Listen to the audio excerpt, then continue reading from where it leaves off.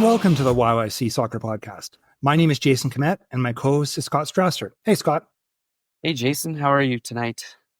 Pretty good, just doing a little bit of culinary experimenting tonight.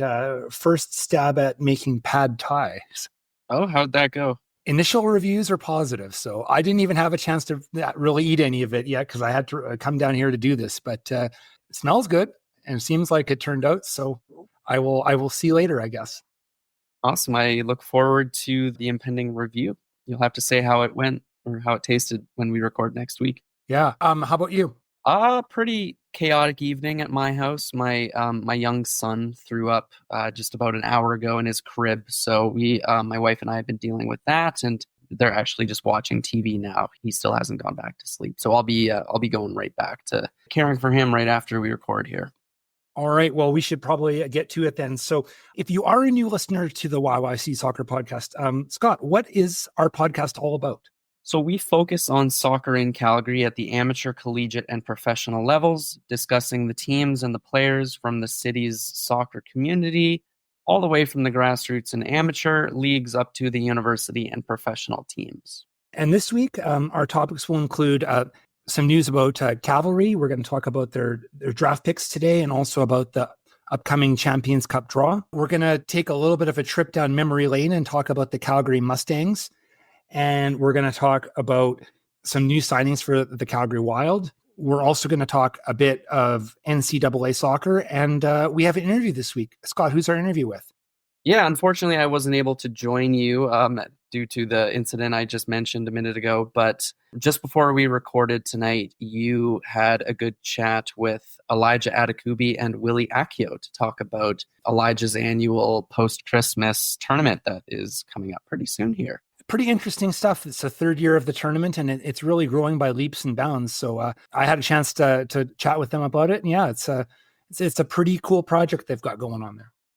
Yeah, you and I both went to check it out last year at Macron Center. It's called Offseason's Best, and it attracts a really high caliber of player. Like last year, we saw Scott Kennedy there. Like lots of Cavalry guys and other CPL guys were there. Joel Waterman played, so you get the gamut of professional players, but you're also just allowed to sign up a team if you're a regular everyday men's or women's Calgary-based player. So last year it was a cool opportunity for a lot of people to play against a professional. We'll get to that interview in a bit, but we'll start things off with Cavalry FC.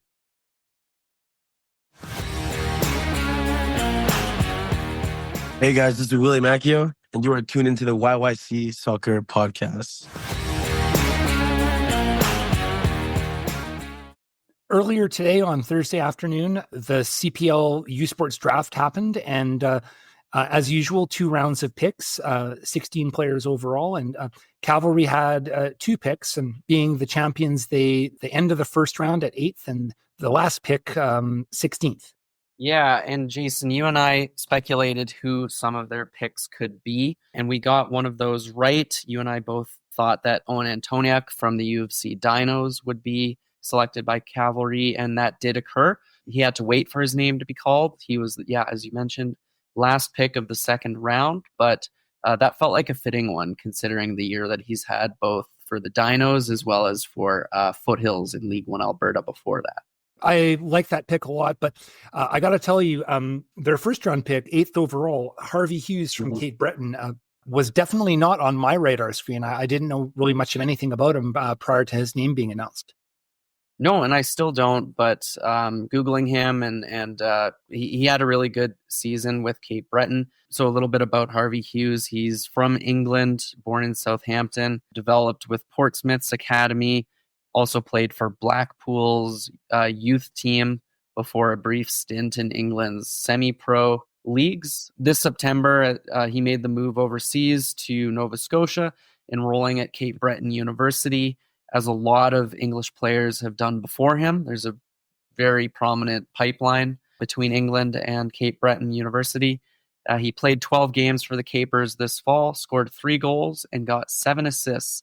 And Jason, what's really intriguing about him is that in the press release that Cavalry released, they described him as a defender/forward.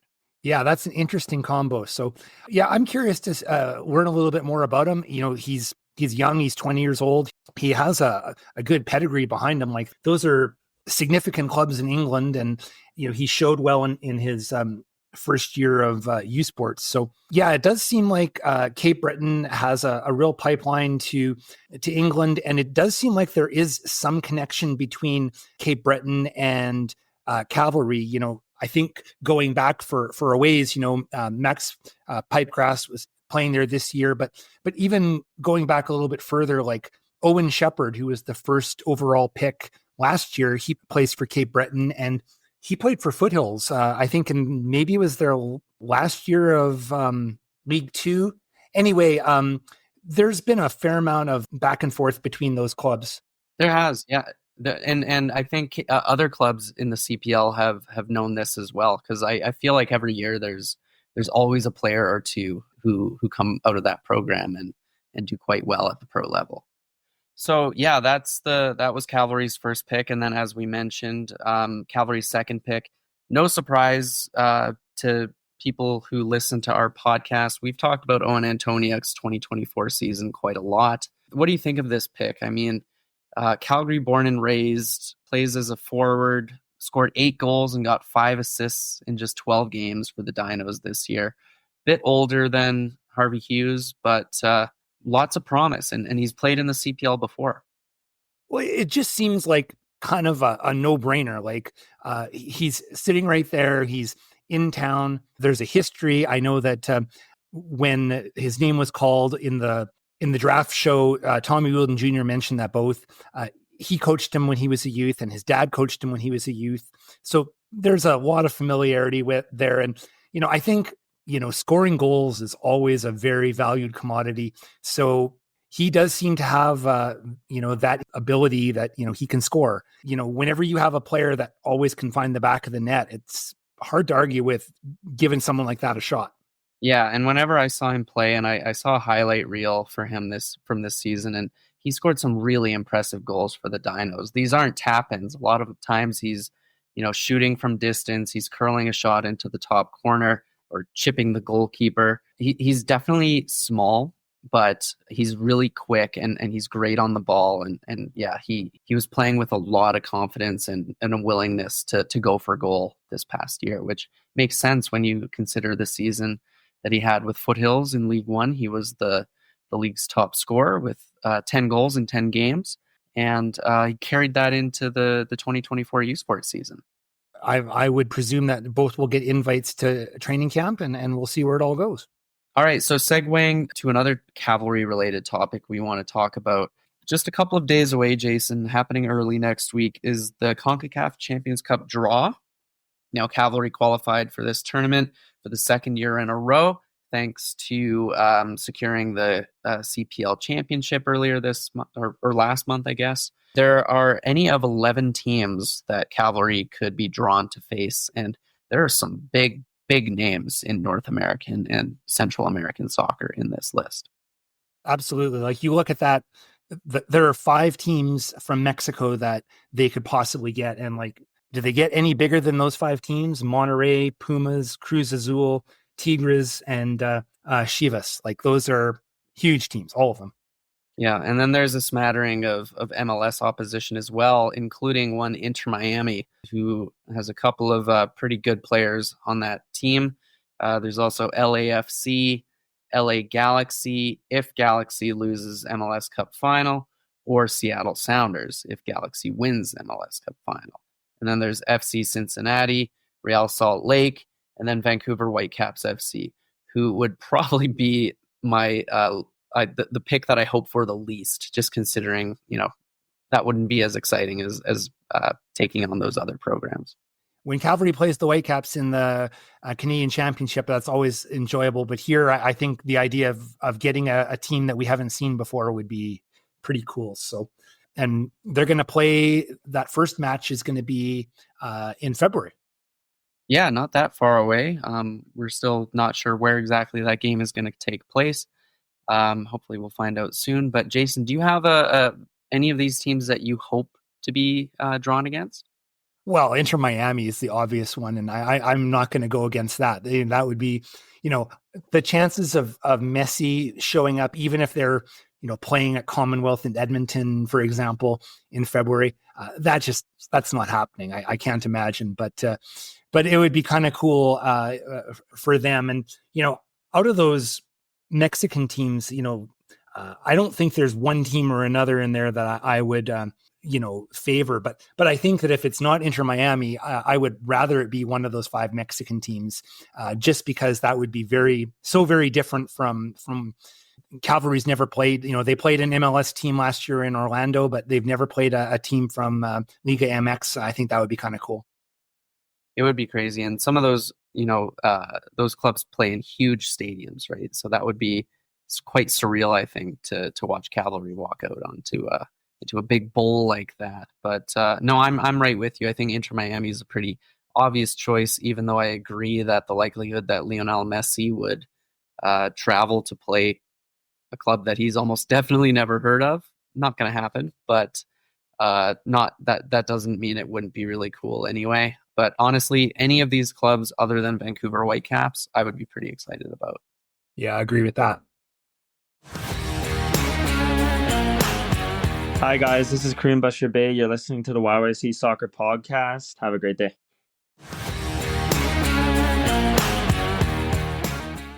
So now we're going to talk a bit about Calgary soccer history, and we're going to talk about the Calgary Mustangs. And Scott, you did a bunch of research.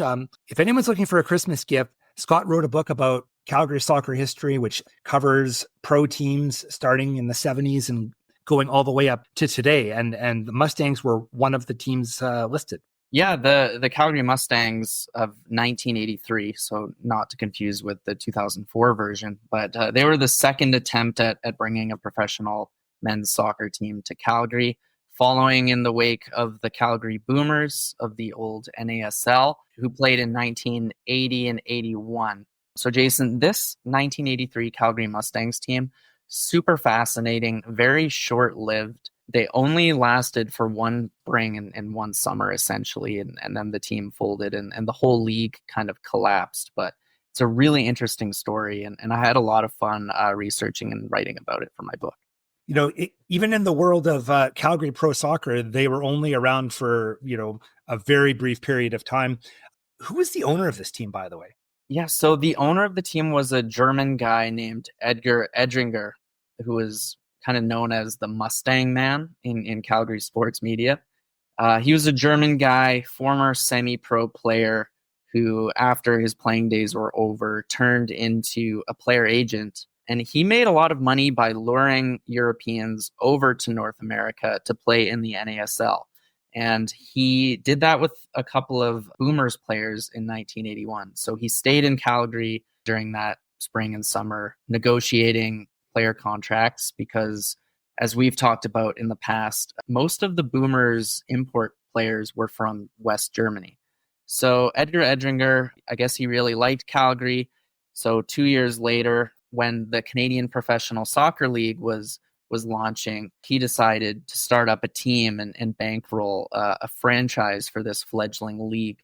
So he started the Calgary Mustangs, and he was really optimistic in the beginning, but of course the team's fate was kind of sealed very early on, and they, failed quite spectacularly in the end.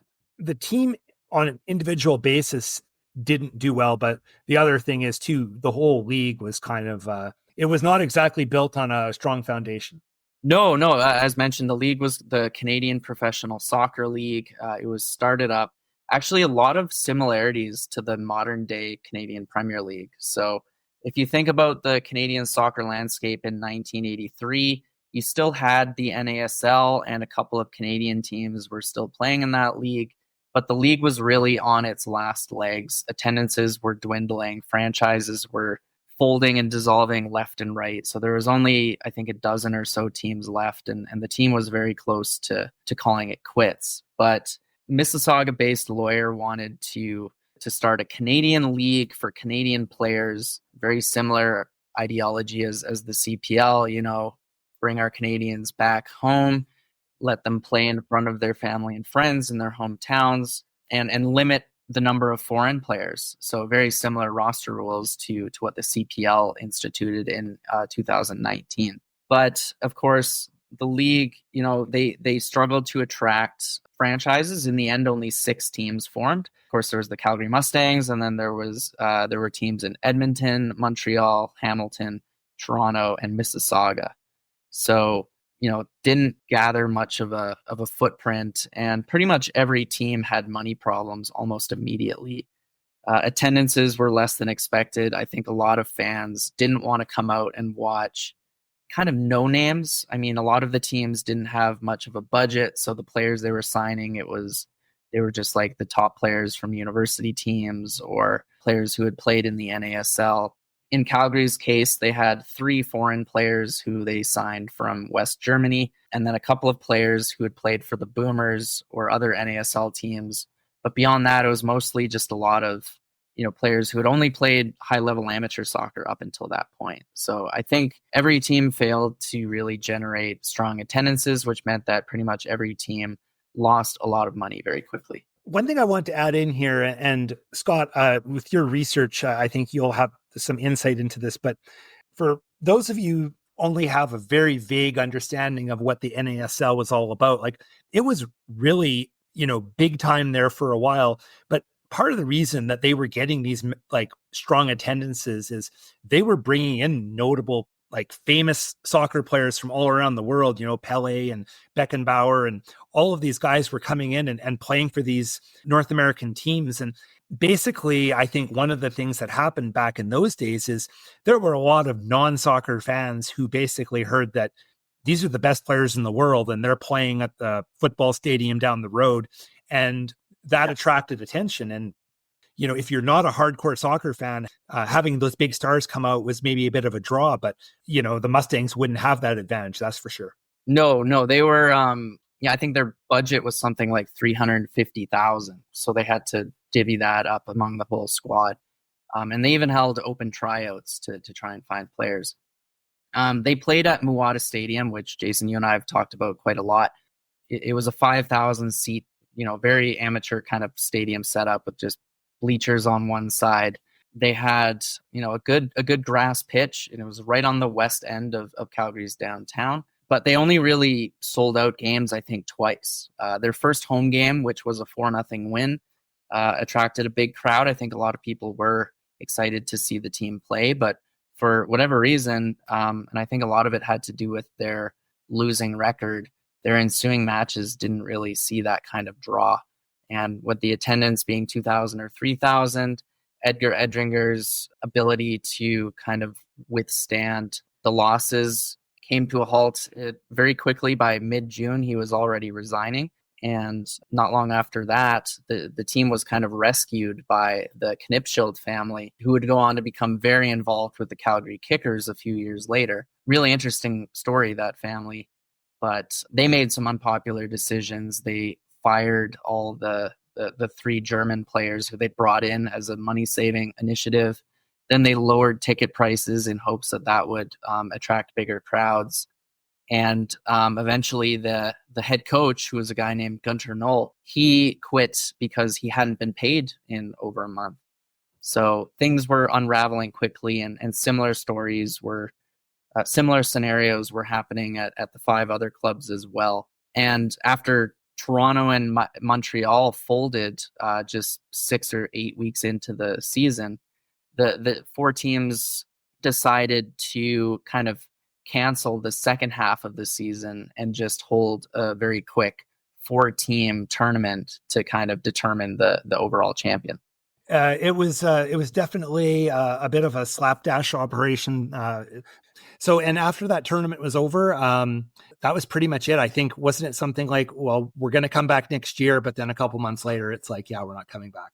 Yeah, I think it was pretty clear to everybody involved after the final, which, by the way, Edmonton Eagles won over Hamilton. Can't remember the name of the Hamilton team. Most of the teams were the Steelers back in the day. Yeah, could be the Steelers, although I feel like I want to say that was the CSL name. But anyway, Edmonton was a really good team. They were coached by a former Bundesliga player named Dieter Hockheimer. But even Edmonton had a lot of troubles. I think a lot of their players, they weren't getting paid. Their checks were bouncing. And I think they actually had to finance their final, their game against Calgary. The Edmonton players had to pay for the bus or whatever to get down there. But that game, actually, Calgary didn't have a head coach because Gunter Null had quit. And after the game, Edmonton had beaten Calgary 2-1. One player from the Mustangs quipped to the media that, Edmonton outcoached us today. And that was the last game the Mustangs played. It was at Moata Stadium. And very fittingly, there was a crowd of barely over 1,000 fans there. So not a lot of interest in the team at that point. I think it was quite clear that, this team is not going to be around next summer. Yeah, it's a cool story. And if you are interested in more stories about Calgary soccer history, Scott, tell us about your book and how you can purchase one if you're interested.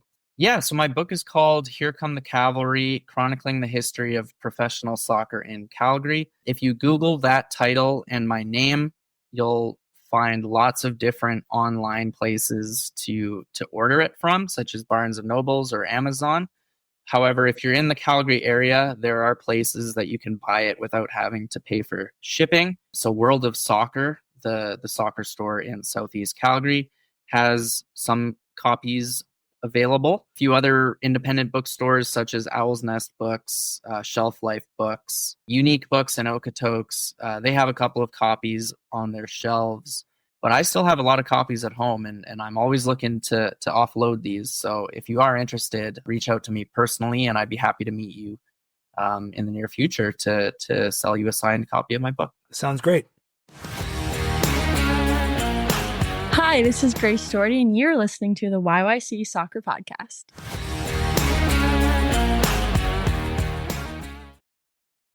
All right, Jason, we continue to see Calgary Wild announce signings one or two at a time. Earlier today, the club announced 2 more names to the inaugural roster, one of whom we've interviewed before, and then another one who is from Canada but not a local. Kaylee Books is the local player that's been signed.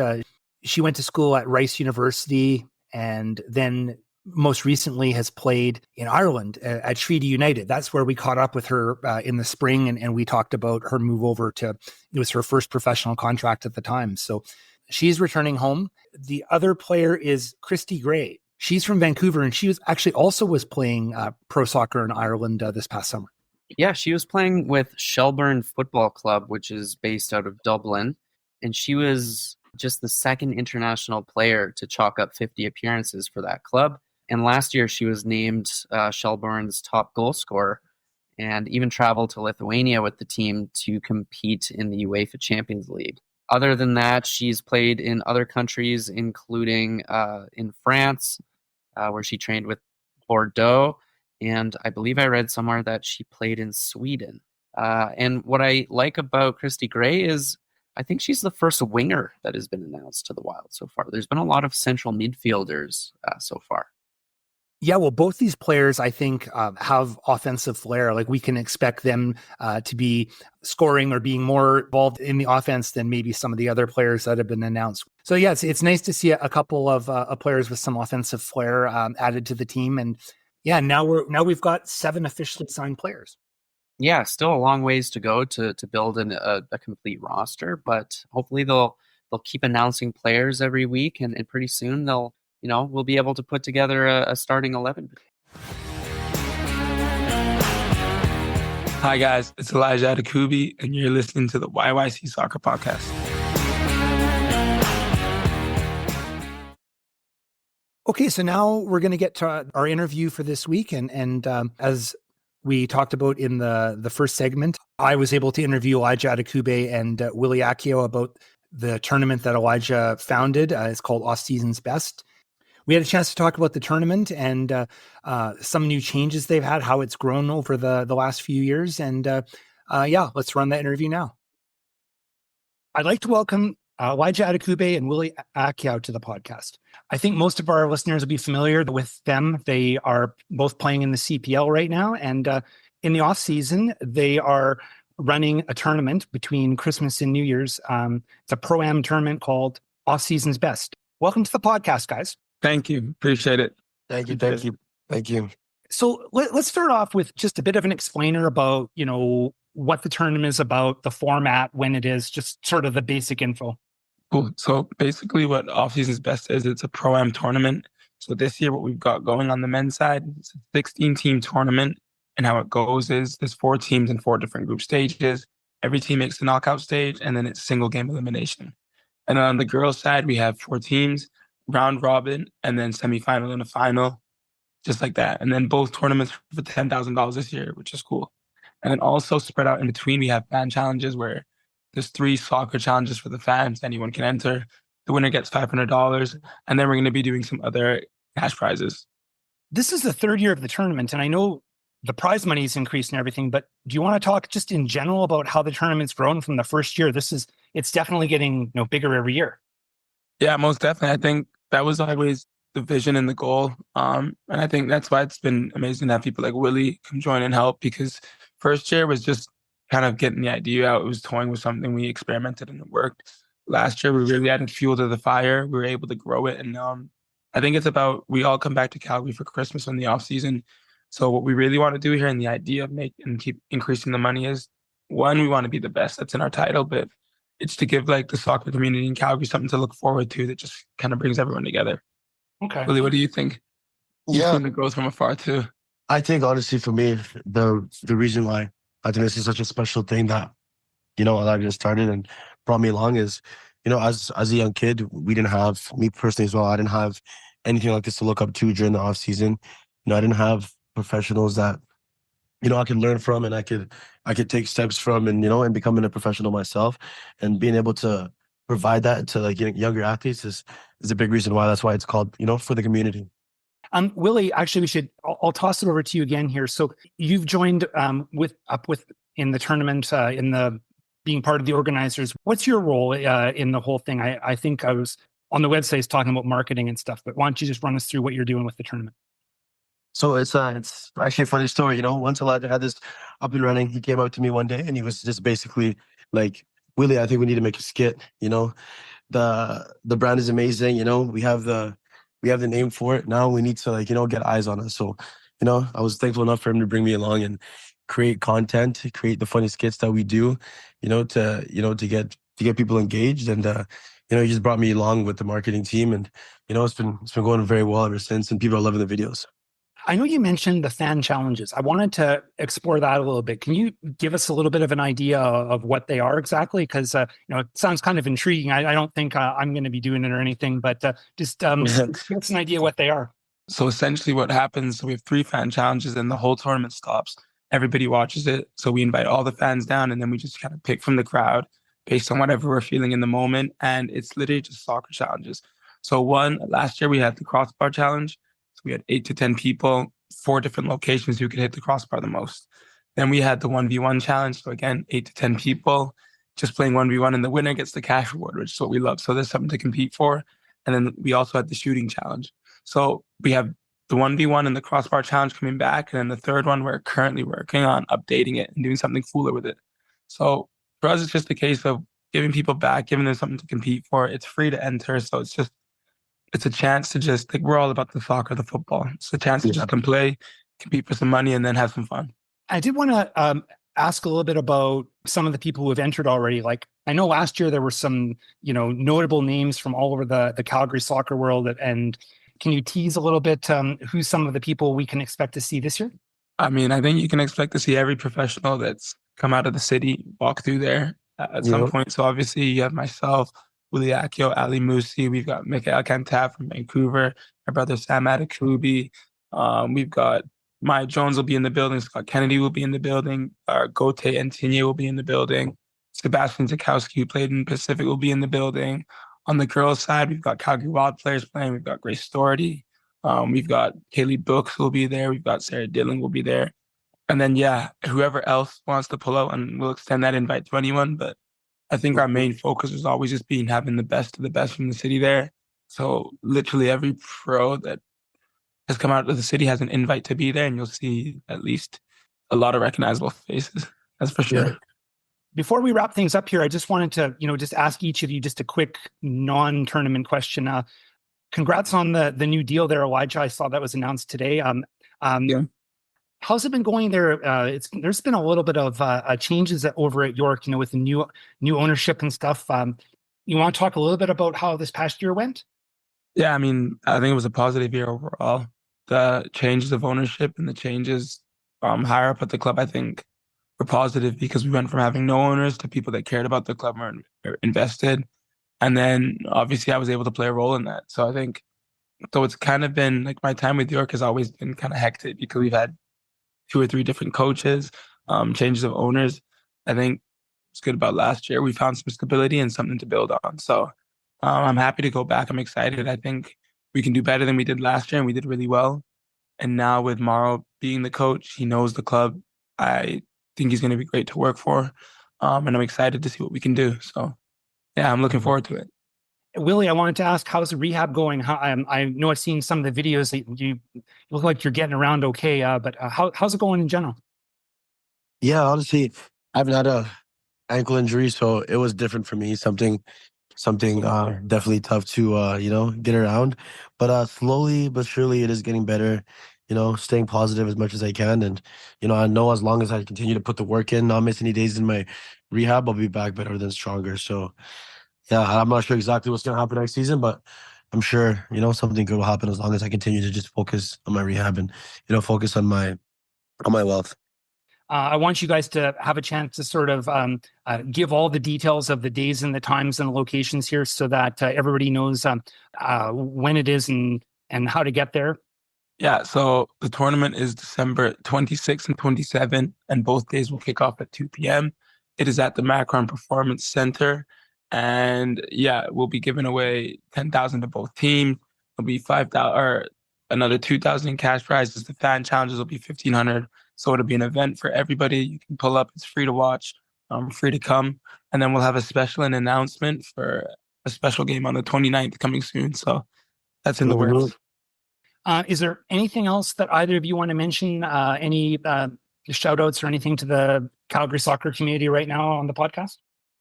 Yeah, definitely. I think everything that we've built has been off the strength of the Calgary soccer community. So for me, it's just a thank you to all those that are with us, that have played with us, trained with us, and have just believed in what we're doing. And hopefully we're able to do something cool for a long time to come. Yeah.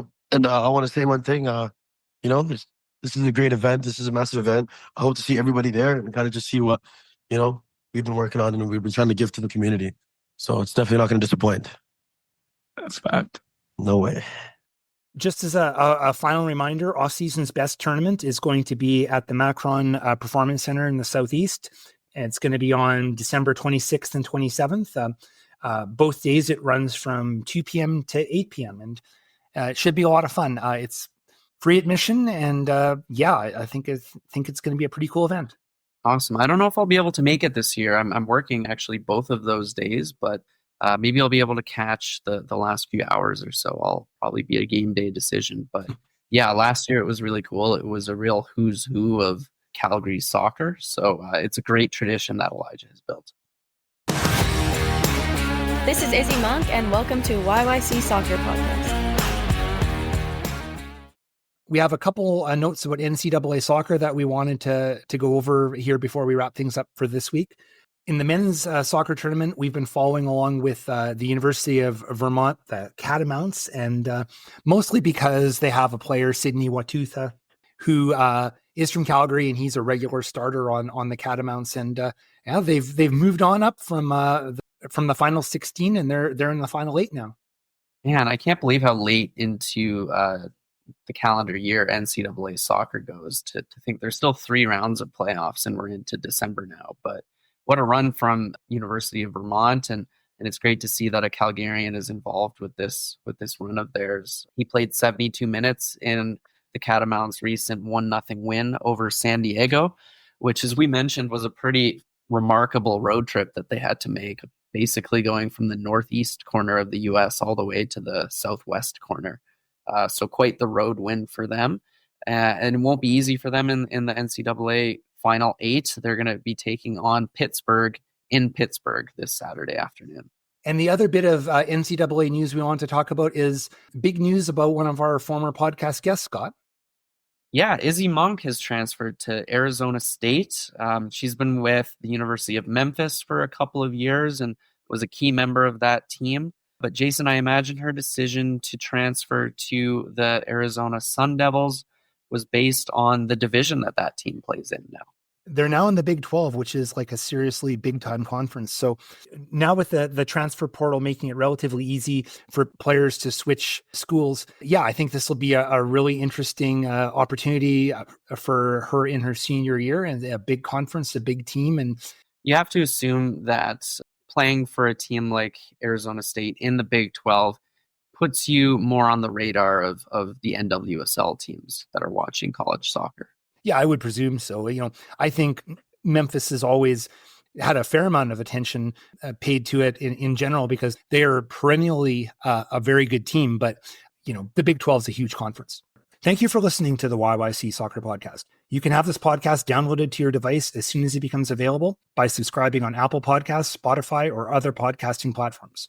Check out our website at yycsoccer.com, where you can look through our episode archive and find other options to listen, including our YouTube channel. We also have links on our website on how to buy Scott's book. You can leave a question or comment in the Contact Us section of our website. You can also interact with us on social media, such as Twitter or Instagram or Blue Sky, where our username is YYC Soccer 403. Thanks for listening.